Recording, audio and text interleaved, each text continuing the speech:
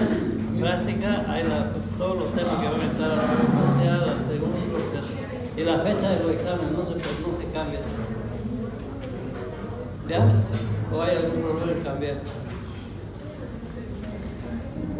¿Quién tiene una guía? Pero se van a fijar, digamos, la guía, ¿ya? Está la fecha de los exámenes, todo eso. Bien, joven.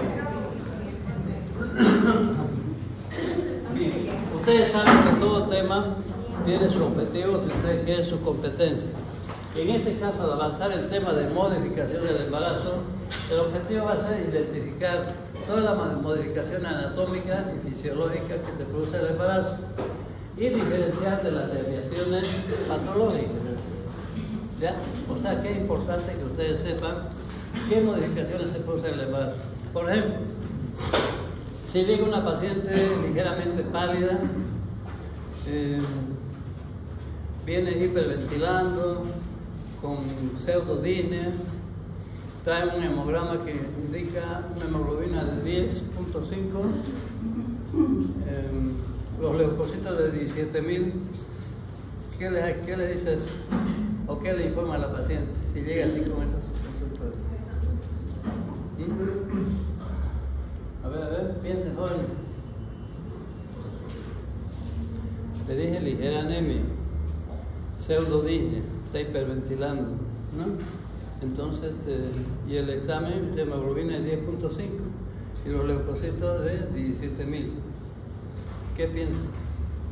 ¿Qué le dicen a la paciente? Hablen, no tengan miedo. ¿Cuántos meses dio? Ya, de 7. ¿Es normal todo eso? No. Pues hablen. ¿Qué? Hablen. Todo lo que piensan, digan.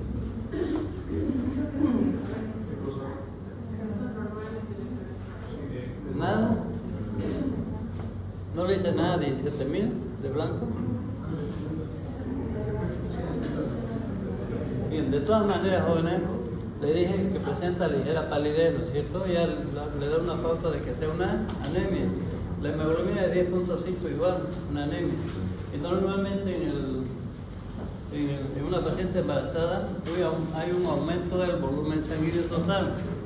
Ese aumento del volumen sanguíneo total es más de la parte plasmática en relación a la parte globular. Por lo tanto, al existir más plasma y menos glóbulos rojos, se produce hemodilución. Por lo tanto, va a haber una anemia fisiológica. La hiperventilación pseudodisnea también es normal. Los leucocitos de 17.000 también es normal. Entonces es importante, ¿no? Pero yo pensé que ustedes me iban a decir tiene infección, algo, ¿no? No. Ya. Bien, todas estas modificaciones se producen desde el momento de la implantación hasta el momento del parto. El objetivo va a ser proteger, nutrir y permitir el desarrollo del feto. Bien, en cuanto a las modificaciones generales, generalmente el estado general es bueno. Un pequeño número reducido puede estar demacrada, deprimida, pero puede ser porque son madres solteras, faltón económico, o tienen una enfermedad que acompaña el embarazo. Bien, ¿cuál es la actitud de la paciente? Adoptan el orgullo de la embarazada, no es que estén orgullosos, sino que debido al mecanismo de compensación, debido a los hormonas sacra, adoptan esa actitud. Entonces, ¿qué pasa? La cabeza y el tronco se proyectan hacia atrás y el abdomen hacia adelante. Da la sensación que están orgullosas, pero no es eso. Es por los lordosis lumbosacros. Bien. La marcha es lenta, pesada, balanceada, anda como pato, ¿no? Y eso también se debe a la lordosis lumbosacra. Bien. En cuanto al aumento de peso, el aumento de peso varía según a los percentiles. No es lo mismo, digamos, aquí en Estados Unidos, por ejemplo. Nosotros nos basamos en el percentilo 50, que el término medio sería 12 kilos. Más o menos entre 8 a 12 kilos estamos. ¿Ya? Por ejemplo, para Estados Unidos, para los pacientes de Estados Unidos, el aumento de 16 kilos normal para ellos, pero para nosotros ya es excesivo. Por lo tanto, un peso mayor de 12 o menor de 8, estamos ya dentro del campo de lo patológico. Y si nosotros evaluamos el peso de acuerdo a los trimestres, en el primer trimestre generalmente no hay aumento de peso. ¿Qué presentan las pacientes normalmente? Vómito arriba. ¿Qué tienen las pacientes? ¿Qué? Náusea, vómito, ¿no es cierto? Eso se llama emesis. Náusea y vómito, pero que no comprometen el estado general de la paciente. ¿Qué harían ustedes con esa paciente? Dieta fraccionada. Hay que darle metoclopramida en tabletas. Y también le puede dar vitamina B6. ¿Qué es la vitamina B6? ¿Qué? ¿Cuál es la vitamina B6? Mal. Bien. En cambio, en vez de no, si digamos no aumenta de peso, sube meses, pero si baja de peso, puede que estemos frente a una hiperemesis. Son náuseas, vómitos, hay deshidratación, pérdida de electrolitos, hay incluso encefalopatía hipertensiva y acidosis, mayormente. Y entonces, todo eso compromete el estado general de la paciente, por lo tanto tienden a bajar de peso. ¿Qué exámenes solicitaría una paciente con los síntomas que le indiqué? ¿Qué? Pero el ecografía no le voy a informar nada. Es un ionograma y pulsa con acidosis, le digo. Entonces, gases en sangre. Eso pide usted. Bien, entonces, ¿qué es lo que vamos a hacer? ¿Cuál sería la conducta a tomar en esta paciente? Suelo fisiológico o ringe, ¿no es cierto? Pero en caso de que la paciente curse con acidosis, ¿qué administramos? No, estamos empezando el tratamiento. Hemos solicitado laboratorios, pero no han llegado. Entonces usted le administra Ringer, Lactat. ¿Ya? Ringer, Lactat. Bien. ¿Qué más hacemos? A ver, por deducción. ¿La dejamos vomitando? Metoclopramida, una ampolla cada 8 horas, endovenoso. ¿Ya? Y en el suelo podemos agregar una ampolla de vitamina B6 para tratar la encefalopatía hipertensiva. Bien, todo lo demás pueden corregir ya de acuerdo al resultado que llegue de un ionograma y la gasometría. ¿Entendieron? El libro es otra cosa, pero eso es lo que hacemos nosotros. En cambio, en el segundo trimestre hay aumento de 1.200 gramos por mes y en el tercer trimestre 1.500 gramos por mes. Y al final, en las 2 últimas semanas, ya hay disminución justamente por el estrés. Bueno, este aumento de peso de 8 a 12 kilos se atribuye al feto, que aporta más o menos con 3.500 gramos, la placenta 500 gramos, el líquido amniótico 600 ml y finalmente en el útero de la mama encontramos retención de líquido aproximadamente 6 litros. La temperatura, también hay un ascenso en la temperatura de 0,3 a 0,6 sobre la temperatura basal, especialmente si tomamos en cuenta los 3 primeros meses del embarazo. Como dicen acá, puede aumentar de 36,9 a 38 grados centígrados, pero en la segunda mitad ya la temperatura está normal. Ese ascenso de la temperatura generalmente está en relación con el aumento de la progesterona. Después ya se normaliza. Bien, a nivel de la piel vamos a encontrar una pigmentación acentuada, como ustedes pueden ver, en las alas de la nariz, a nivel de los hombros, labio superior y labio inferior. Claro que no todas presentan así como está acá, ¿no? En los pechos encontramos las areolas primarias y secundarias que están hiperpigmentadas. En el abdomen, la línea alba se convierte en línea parda, porque se encuentra hiperpigmentada. De igual manera, los órganos genitales externos, las cicatrices, lunares, pecas, todo eso se encuentran hiperpigmentados. Bien.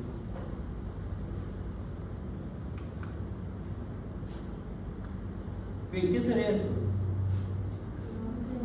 ¿Qué? Programa gravídico. ¿Y qué diferencia hay con el melano? Ya llegó dermatología. ¿Qué? ¿Más llegó? Se presenta lo mismo, digamos, que el programa, solamente que la está embarazada.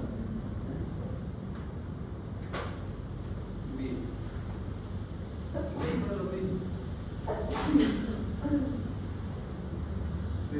Y en el abdomen vamos a encontrar también estrellas de dos tipos. Pueden ser las estrellas antiguas, que son blancas, nacaradas. En cambio, las recientes son rosadas con vestidos. ¿Ya? Fíjense que está bien marcado. Y se debe realmente a la sobredistensión del abdomen y consecuentemente se produce la ruptura de colágeno. En cuanto al croasma, tarea para la próxima clase, me va a hacer ¿qué tratamiento se hace para el croasma? Me trae un poco del medicamento, una foto del medicamento, no. Lo mismo para las estrellas. ¿Ya? ¿Y cuándo empezamos el tratamiento? Bien.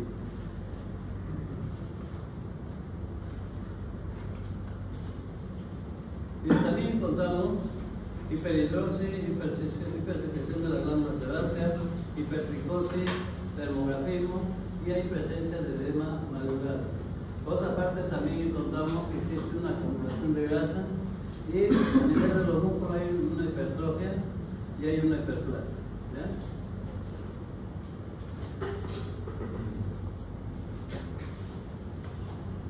Muy bien. A ver, el sistema sanguíneo. Bueno, pasando ahora con las modificaciones que hay en el sistema sanguíneo, como bien explicó el doctor al inicio, nos vamos a encontrar primeramente con un aumento del volumen sanguíneo total. Este va a estar dado principalmente por un aumento del volumen plasmático y no así por un aumento de la porción globular de la sangre. Esto termina causando mucho más plasma que glóbulos rojos y por tanto esto nos va a llevar a la hemodilución, o también llamada anemia fisiológica del embarazo.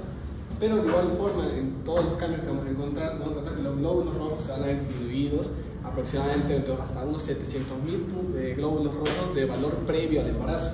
En la hemoglobina nos vamos a encontrar que al final de la gestación va a ser normal encontrar en una mujer un valor de 11 gramos por decilitro de hemoglobina. El hematocrito igualmente va a estar disminuido hasta un límite que se considera normal de 33%.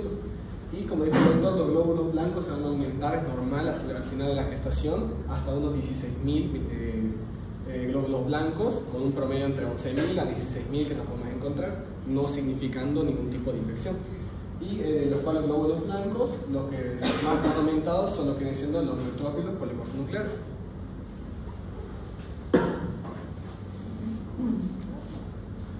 Y bueno, gracias. Y bueno, lo que vamos a encontrar aquí luego, entre otros valores de la sangre, la creatinina, no es que la creatinina se va a aumentar, sino que va a haber una mayor eliminación de creatinina gracias a lo que viene siendo un aumento de la filtración glomerular. La glicemia va a disminuir no solo por un aumento de la filtración glomerular, que a veces puede hacer de que en todos los cambios que hay de la mujer hay una mayor filtración glomerular, pero a veces no se puede ver acompañado al mismo tiempo con una reabsorción de ese nivel, pudiendo causar lo que viene siendo una glisuria relativa. Pero no es solamente por esa cosa, sino principalmente debido a la alteración que va a haber en el páncreas, causando una hipersecreción de la insulina que va a provocar la disminución de la glucemia. Y también vamos a encontrar una disminución de la urea a un valor de entre 7 a 8, en lo cual es gracias al aumento del metabolismo y a la mayor filtración glomerular. Y luego con respecto a otros valores, las vitaminas casi todas van a disminuir. Luego tenemos las proteínas, que la proteína lo más importante a destacar es que va a haber una disminución bien significativa de las albúminas, no tanto así de las otras proteínas globulares de la sangre, lo cual es importante porque nos va a disminuir principalmente la presión oncótica. Luego también va a haber un aumento de los lípidos en sangre y también los electrolitos, prácticamente todos están disminuidos, más o menos a un valor de 5 miliequivalentes aproximadamente por cada uno de ellos.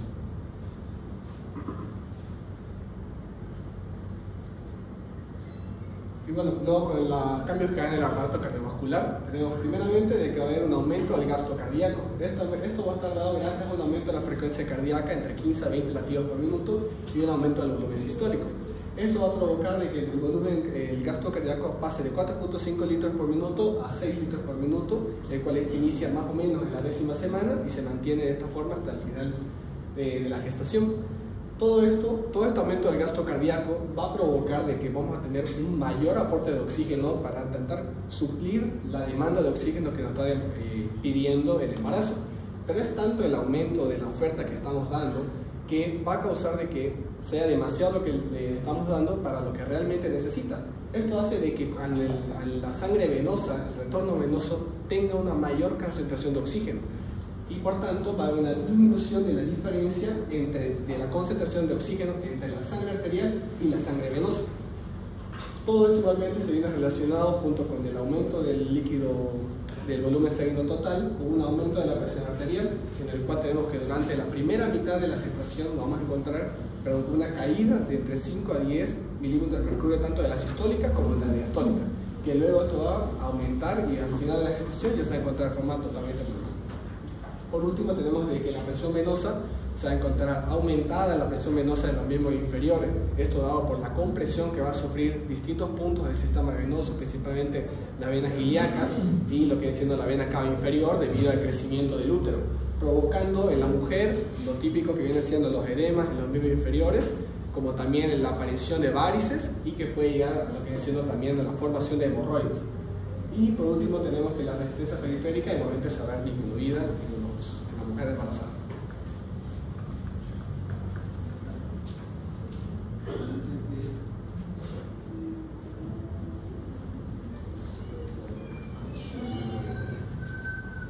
Bueno, voy a hablar sobre el aparato respiratorio. Durante las primeras semanas del embarazo hay un mayor requerimiento del oxígeno determinado por el feto, lo que va a ocasionar una respiración marcada, ¿no? Tenemos, dentro de la fisiología tenemos 4 volúmenes y 4 capacidades. Dentro de los volúmenes tenemos el volumen del aire corriente, el volumen de inspiración y expiración de reserva y volumen residual.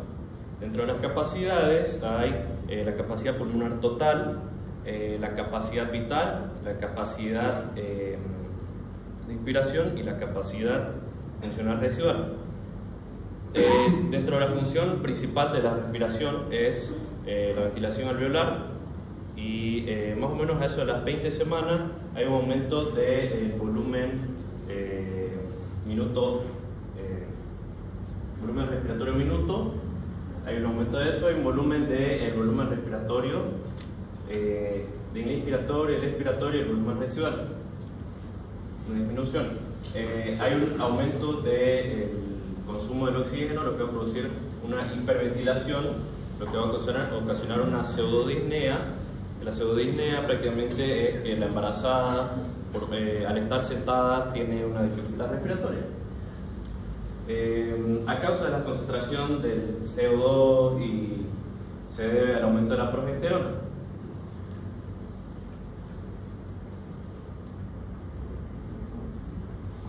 Dentro del aparato respiratorio, urinario, en la primera semana va a haber un aumento del flujo sanguíneo y flujo plasmático renal, y esto puede deberse al aumento del volumen minuto cardíaco. Además hay un aumento de la velocidad de filtración glomerular, que es de 140 ml minuto la primera semana. Además hay que haber retención urinaria. Al haber retención urinaria puede haber infecciones urinarias, hay amenazas de parto prematuro, y en la parte de las vejigas hay la vejiga se encuentra elongada, congestiva, presenta reflujo vésico-uretral, o sea, es decir, no hay una correcta evacuación de la vejiga y la diuresis y la densidad urinaria están disminuidas.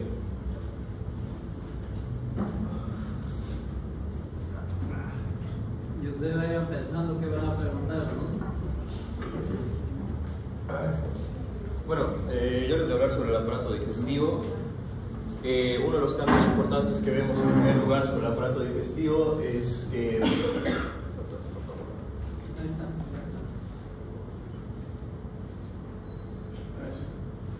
uno de los cambios importantes que vamos a ver en el aparato digestivo es la hiperemia de las encías por falta de vitamina C.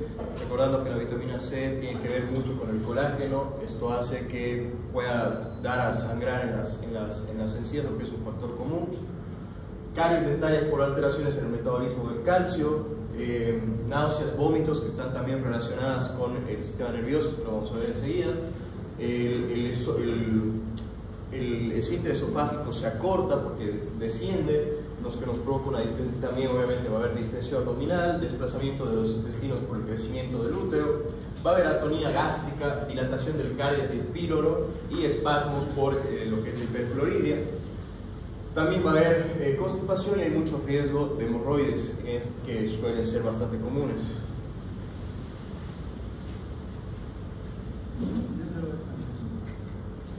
En el hígado, la vesícula biliar y el páncreas. En el hígado tenemos que va a haber una hiperactividad hepática, ya que ocupamos un aumento de las reservas de las grasas, pero se mantienen lo que son las reservas, el metabolismo de los carbohidratos y de las proteínas.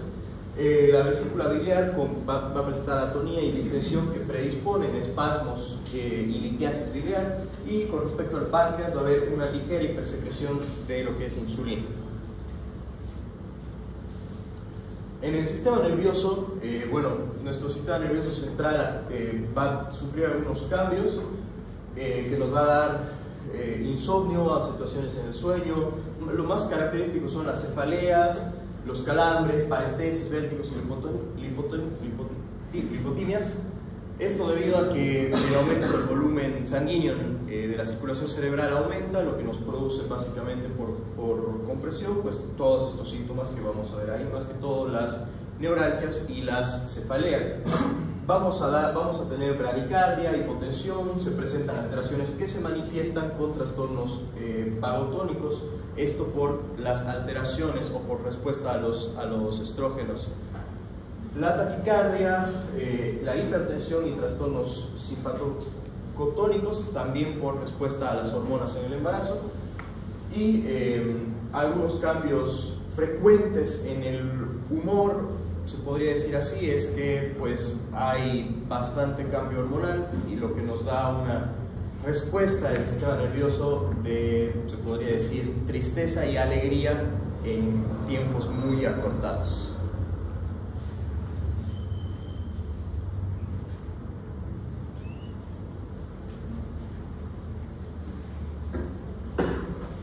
Hablando acerca de los sentidos, estos también van a ser afectados como producto del embarazo.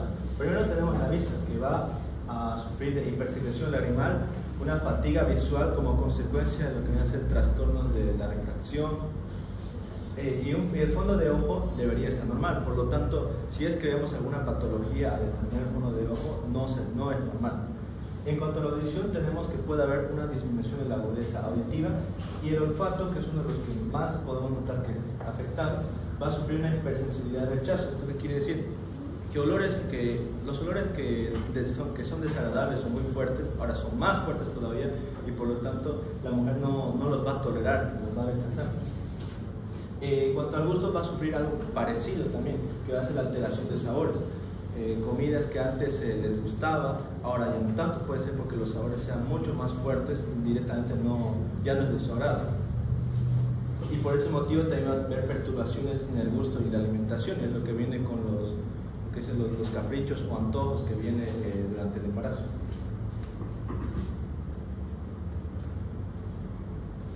Hablando sobre el sistema endocrino, tenemos que la placenta va a participar en la producción y la secreción de hormonas.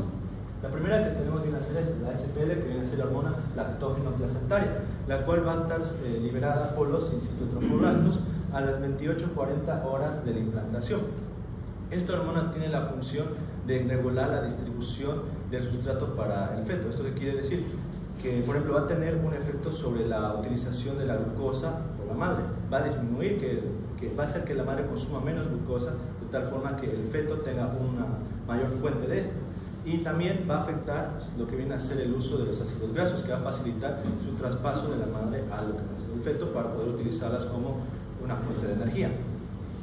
Después tenemos esta otra, la HCG, que es muy importante, que es la gonadotrofina coriónica. Sobre todo lo que nos va a dar importancia a nosotros va a ser la subunidad beta. Esta va a estar producida primeramente por las células trofoblásticas en un inicio, y luego más después va a estar igual sintetizada por lo que viene a ser los incitotrofoblastos. Esto empieza a aparecer a partir del primer y segundo día luego de la implantación del blastocisto. Esta, junto con la HPL, tiene unas funciones también, lo que viene a ser de evitar el rechazo en el embarazo hacia el feto. Evita que la madre o las defensas de la madre ataquen al feto. Eso también nos va a servir para lo que viene a ser el diagnóstico temprano del embarazo. Y también nos puede servir para detectar un embarazo ectópico. ¿De qué manera? Pasa que el HCG en el primer día tiene cierta cantidad y a las 48 horas ya tendría que duplicarse esa cantidad. Pero sin embargo, cuando es un embarazo ectópico, no crece de esa manera, no se llega a duplicar. Y hay un examen o una escala que se utiliza, creo, escala de Lamblett, que lo que hace prácticamente es comparar el aumento de la gonadotrofina coriónica en las 48 horas. Si ha aumentado, es lo que debería haber aumentado. Después tenemos otro tipo de hormonas que están las hormonas esteroideas. Entre ellas tenemos la ACTH, PRL, estradiol, cortisol y progesterona. La ACTH, la adrenocorticotropina, lo que hace es estimular la liberación de estas demás hormonas. Sobre todo la que vamos a dar importancia va a ser el estradiol, cortisol y progesterona. El cortisol va a ser lentamente liberado desde un inicio del embarazo y al principio, para evitar que se sobresature y pueda provocar otras enfermedades, es inhibida por lo que viene a ser la transcortina, y luego más adelante va a ser inhibida por lo que es la progesterona. La progesterona y el estradiol son hormonas esteroideas que van de la mano. Ambas tienen una función en lo que viene a ser de evitar que el útero o las paredes del útero se desgarren, las vuelven más elásticas. Y la progesterona es producida por el cuerpo lúteo, y un dato importante es que si es que llega a haber un daño dentro del cuerpo lúteo, o nosotros mismos provocamos ese daño, o por algún motivo se tiene que extirpar el cuerpo lúteo, vamos a provocar lo que viene a ser la salida del feto, vamos a provocar lo que es un aborto.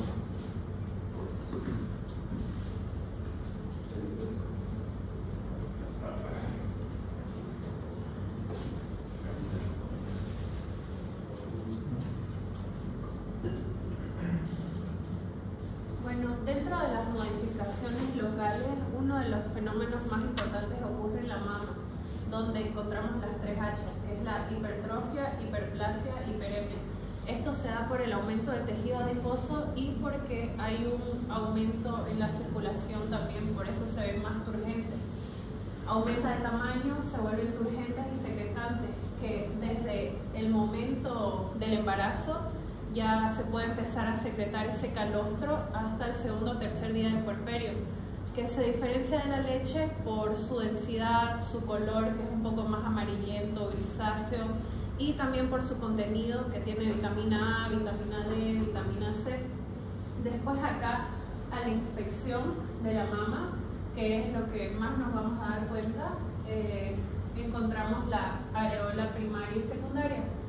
La primaria es la normal que todo el mundo conoce, que al momento del embarazo se hiperpigmenta un poco más y alrededor de ella aparece otra de color más tenue, que es la areola secundaria, y en estas vamos a tener hipertrofias de los tubérculos que antes del embarazo se llaman Montgomery y después del embarazo se llaman de Morgani. Entonces acá vamos a tener la hipertrofia de esos tubérculos y por eso es que se ve de un tamaño mayor, porque tenemos la areola primaria y secundaria.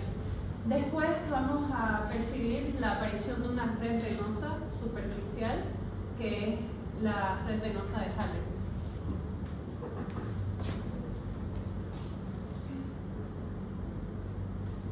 Ya. En la pared abdominal vamos a encontrar un aumento del espesor por 2 cosas. Uno, que es la sobrecarga adiposa, y 2, porque vamos a tener hipertrofia de los músculos abdominales porque estamos embarazadas, porque la mujer está embarazada. Después vamos a encontrar el hundimiento del ombligo al inicio, porque ocurre una tracción del uraco que está como que conectado en la vejiga, y después, gracias al útero que va creciendo, vence esa tracción y es donde ocurre el aplanamiento del ombligo, o que también se puede salir. Después, otra cosa importante es la diástasis de los rectos, que se separan generalmente, esto es de las multigestas, y por lógica la distensión de los tegumentos, porque ocurre esa distensión abdominal, entonces todos los tejidos superficiales van a tener que distenderse. Y la mujer después del parto tiene esa flacidez característica de las multigestas.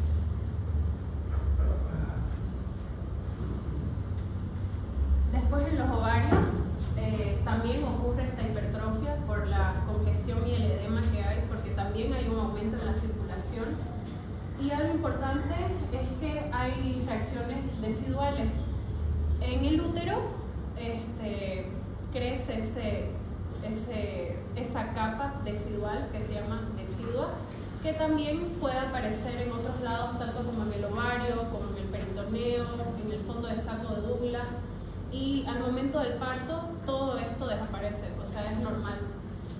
Después tenemos el crecimiento del cuerpo amarillo, que al llegar a la semana 17 alcanza su tamaño máximo, y es importante porque va a estimular, o sea, es el encargado del estímulo hormonal y va a liberar lo que es la progesterona.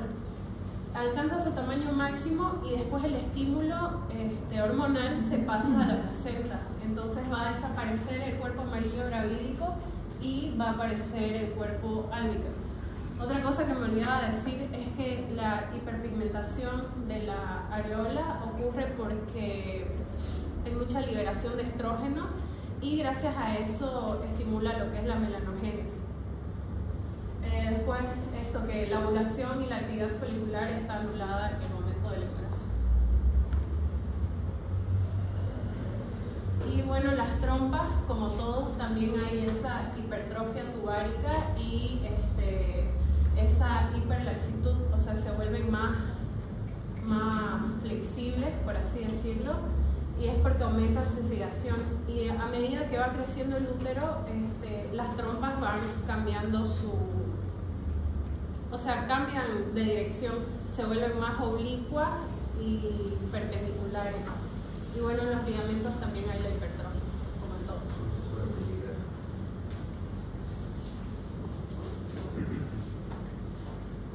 Ahora les voy a hablar sobre el útero. Tiene modificaciones anatómicas y funcionales. Es el que más sufre modificaciones, tanto en lo que es el cuerpo, el istmo, que vamos a ver que luego se cambia, y completamente. Bueno, va a sufrir hipertrofia por dos mecanismos: una porque se está adaptando al huevo y dos por las hormonas que se van a secretar.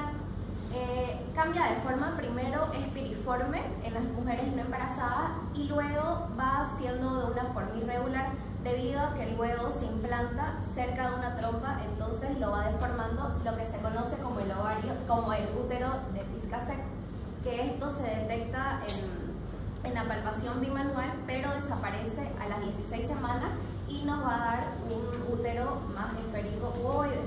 La situación va a cambiar, primero hasta la semana 12 va a ser intrapélvico y luego su pared anterior, bueno, va a ir creciendo y su pared anterior se va a adosar al abdomen, por lo que se hace abdominal. Y las modificaciones funcionales, bueno, el volumen va a aumentar 24 veces más, la capacidad va a ser 500 veces mayor, llegando a soportar entre 4 a 5 litros. El peso del órgano va a estar entre los 60 gramos y 1 kilogramo. La altura va a variar entre los 32 y 35 centímetros y de ancho de 24 a 26. Y el espesor va a aumentar hasta 3 veces más.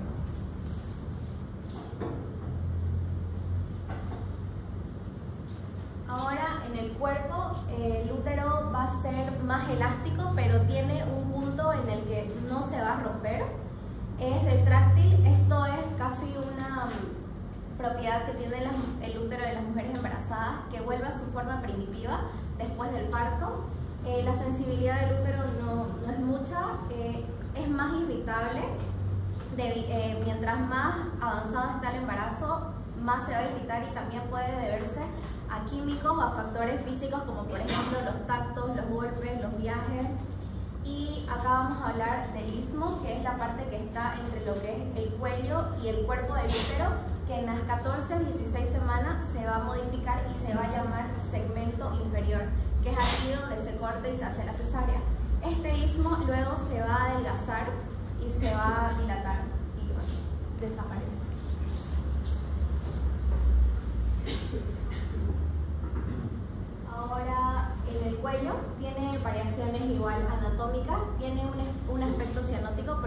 mencionó mi compañero, es que igual mientras más avanzado está el embarazo, el útero presiona más, cosa que dificulta lo que es el retorno venoso de las venas cava inferior y de las venas ilíacas. Entonces va a tener un aspecto cianótico. La situación va a ser variable. Primero está más intrapélvica y luego se va a alinear en la misma dirección longitudinal que la vagina, y su longitud es de una media de 4 centímetros, que le llega a medir entre 3 a 5 centímetros. Y las modificaciones funcionales es que va a ser extensible para preparar y que pase para el parto.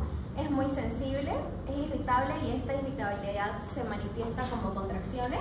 Es retráctil porque vuelve a su forma después del parto y luego se adelgaza y se borra. Acá es importante hablar de que el orificio cervical interno está siempre cerrado, pero por ejemplo el externo en las mujeres, las primíparas, está cerrado, pero en las multíparas está ligeramente abierto.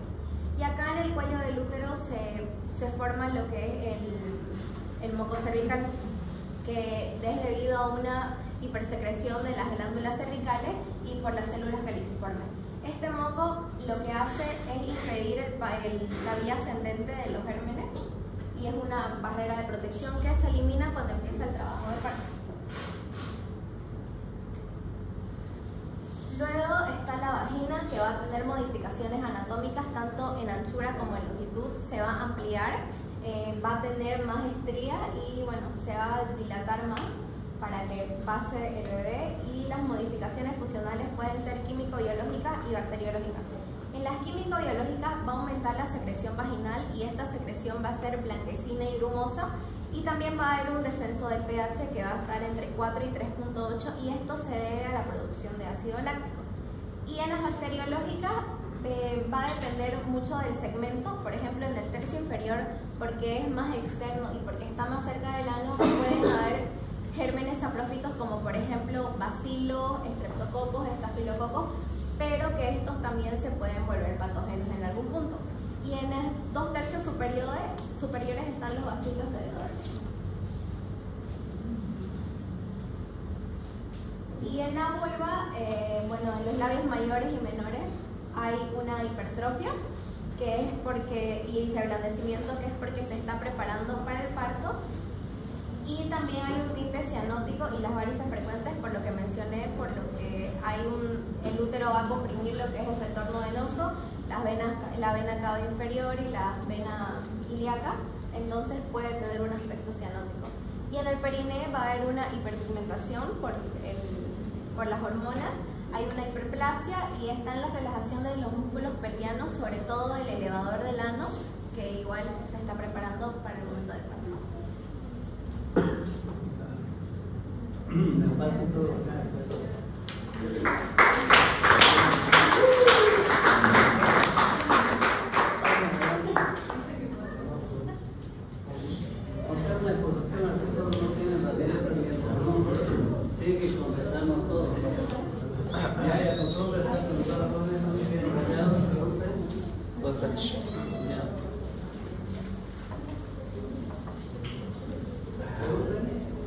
Pregunte, por favor.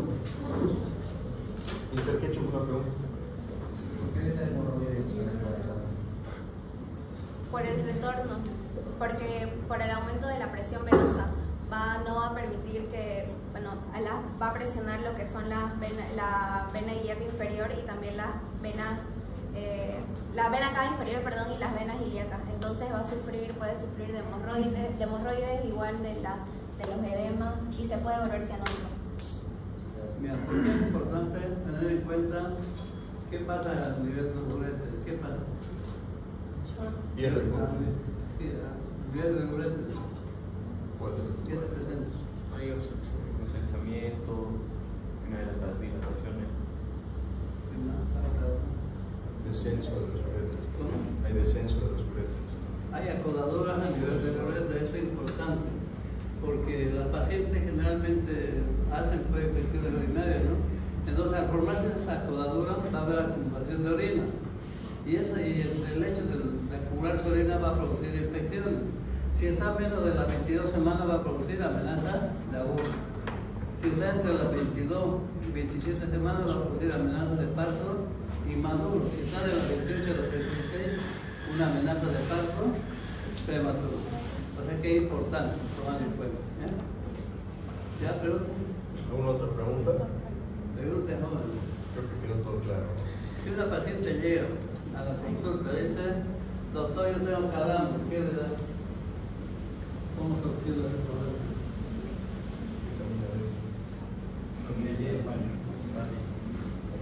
Calambre. Calcio. Eso. Porque la mayoría que se van a dar potasio, ¿no ves? Pero en la embarazada es con calcio. ¿Ya? ¿Alguna otra pregunta? Bueno, pregúntale a usted. Sobre el sistema Si no urinario. preguntan. La dieta, usted mencionó de la dieta fraccionada, ¿a qué se refiere? O sea, si se refiere a la cantidad, si comía 2 veces en el día, esa misma cantidad tiene que comer de 6 y 7 veces al día. Y en caso de la anemia gravídica, ¿se le da metoclopramida o vitamina B6? Las dos. ¿Eso es porque está disponible dentro del SUS o es No. tanto en lo privado como en lo público? La metoclopramida puede haber, pero la vitamina B6 no. ¿Y qué función cumple la vitamina B6? Nosotros estamos dando por la pastilla hipertensiva, ¿no? Ustedes deben saber otra acción. ¿Perdón? ¿Qué otra acción tiene la vitamina B6? Transaminación hepática. Bueno, eso está bien. ¿Otra? Para eso está bien. Pero también nosotros damos eso porque es como un antiemético. ¿Ya? ¿Ya pregunten? ¿O quieren que le pregunten a sus compañeros a ustedes? ¿Y qué otra opción, doctor, aparte de metoclopramida y B6? ¿Qué otra? Cualquier antiemético. ¿Domperidona usan? ¿Domperidona? También. Sí. No, etcétera. Pero eso es mejor. El nombre está bien. ¿Alguna otra pregunta? Podemos comenzar a preguntar nosotros. Pregunten, jóvenes, porque bueno, yo les he puesto bienísimo, ¿no? Pero una exposición tiene que ser pues bien que tiene que haber intercambio de preguntas, ¿no? Sí. Preguntas y respuestas. ¿En vano han leído tanto? Y la hemorroide no se trata, ¿no? No son ¿Qué? tratables. ¿Cómo? ¿Se tratan o se espera hasta que finalice una embarazo? La hemorroide después se presenta después del parto. Después del parto.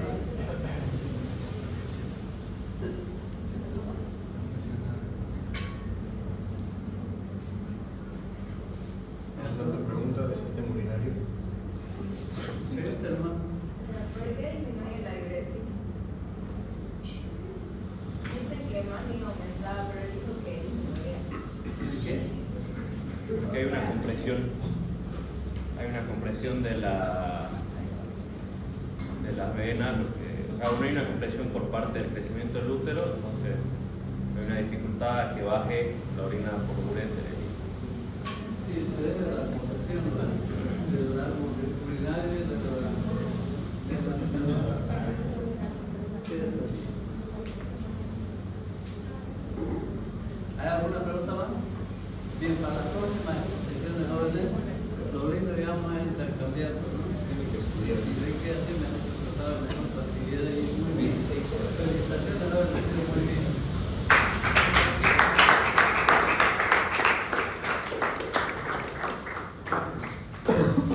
Ya no hablan como una cocina, está perfecto. Era muy bien. Leyeron, ¿no?